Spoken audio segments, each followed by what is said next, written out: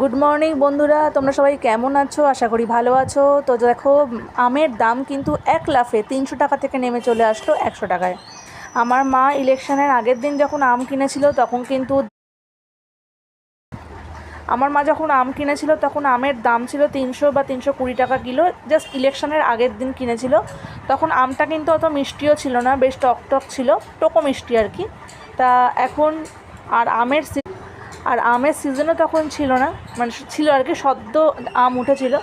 এখন অনেকটা দিনই পার হয়েছে, আমের দাম কিন্তু 200 টাকা কমে গেছে একেবারে, অর্থাৎ 100 টাকা 120 টাকা কিলো আজকে দর করলাম। আর আর দর করার সাথে সাথেই কিন্তু একটা ছোটো দেখে আম নিজের জন্য কিনে নিলাম, কারণ আম খেতে আমার ভীষণ ভালো লাগে, তোমাদেরও আশা করি ভীষণ ভালো লাগে, সবারই ভালো লাগে।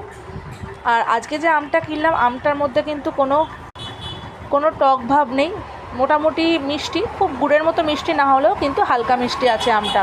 তো বন্ধুরা, কারা কারা গরমের শুরুতেই আম খাওয়া স্টার্ট করে দিয়েছো আমাকে কমেন্ট করে অবশ্যই জানাবে।